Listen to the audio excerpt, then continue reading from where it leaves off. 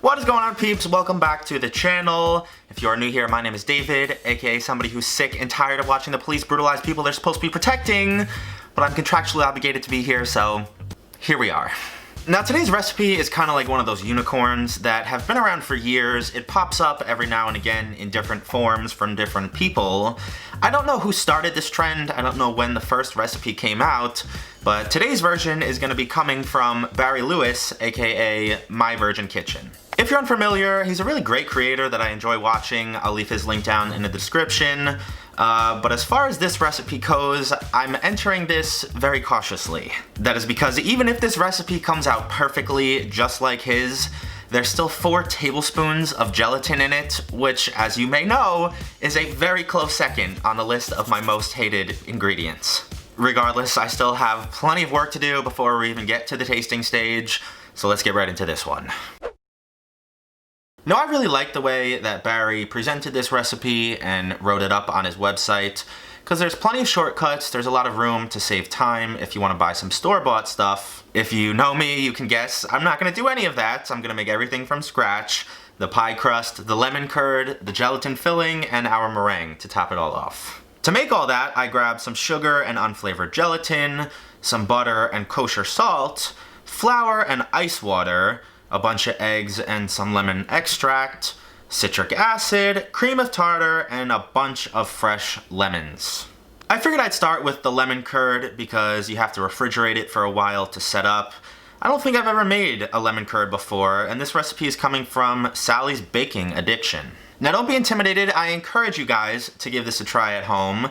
Once your ingredients are prepped up, all you have to do is throw them all in a double boiler and mix it constantly over very low heat until it starts to come together and resembles the consistency of like a hollandaise sauce. Once you have achieved that level of smooth thickness, you can take it off of the heat. One by one, mix in 6 tablespoons of unsalted butter. The residual heat from the curd as well as the bowl should be more than enough to melt this room temperature butter. And then we're going to cover it up and place it in a fridge for at least 20 to 30 minutes until it fully sets up. Component number 2 is our pie crust. Do I even have to say that we are using Katy Perry's cherry pie crust for the gazillionth time? This has never failed me once. I've gotten tons of DMs of you guys trying it yourself and getting some great results too. And it's the world's easiest thing to do. It's 20 tablespoons of butter, 2.5 cups of flour, a little bit of salt, and some ice water. You mix it together, you try to keep that butter super cold. The great thing about this recipe is that you can't mess it up. Even if you don't keep your butter super cold, it just won't result in a super flaky finished product, but it'll still taste great. You do want to let your finished discs set in the fridge as well, just so the butter doesn't melt as you're rolling it out and become this greasy mess. And this is actually the only baking portion of this entire pie. I've rolled my dough, threw it into my pie dish, and then trimmed the edges. And the most pivotal part is trying to weigh down your dough so it doesn't puff up with nothing in it. I just used a metal bowl and some oven-safe soup cups. If you have ball bearings or something similar, I encourage you to use those. In hindsight, I probably shouldn't have trimmed the dough at all. It shrunk a ton. I think it's still usable though. If not, I do have a second batch of dough on standby.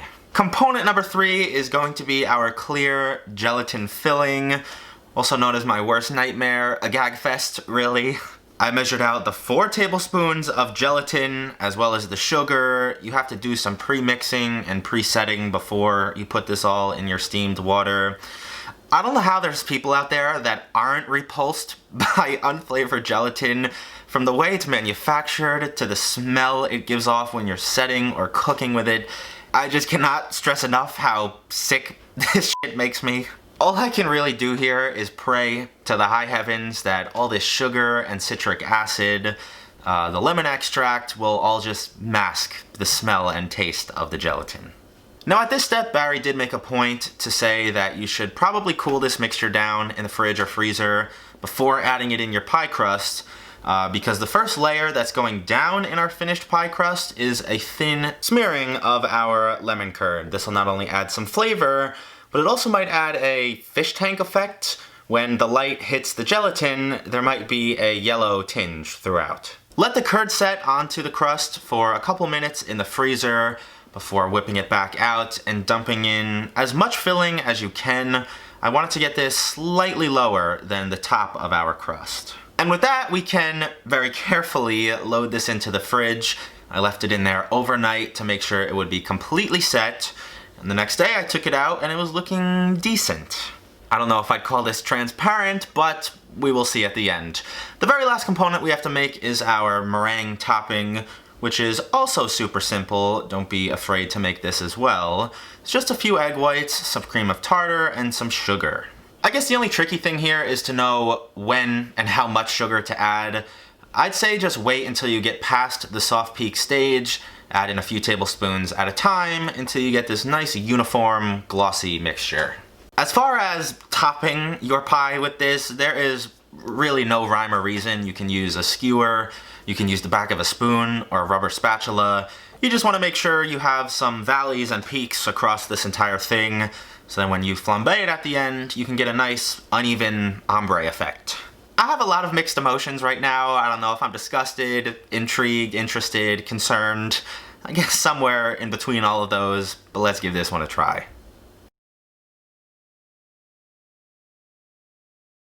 What are you guys thinking? Would you call that transparent?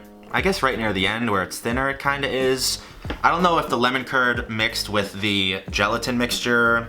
I don't know if the lemon extract kinda made it cloudy. It could be a bunch of things. This is one of those that's like, it's really cool to look at on camera over the internet where you don't have to eat it and oh no. All I smell is the gelatin. Ugh.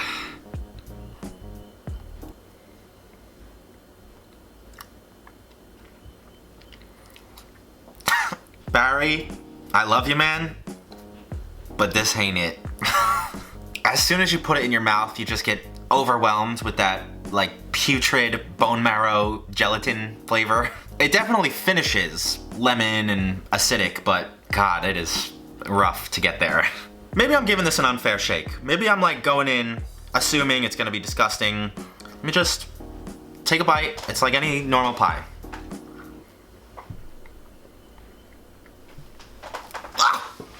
If I have to be the one to start the anti-unflavored gelatin movement, so be it. Let's start using like agar or anything else that's not this. At least the meringue is really good though. I hope you guys enjoyed today's video. If you did, leave me a big like. Follow me on Twitter and Instagram if you don't already.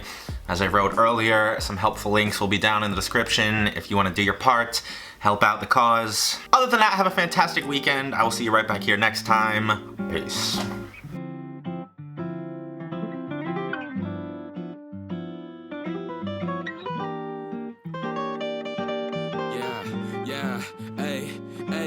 With the M without the AD. Flipping burgers and my money super lazy. Try and make a meal tonight, they ain't paying me. Try and supersize my life with my 18. Yeah, our style wasn't wavy, but we had a vision.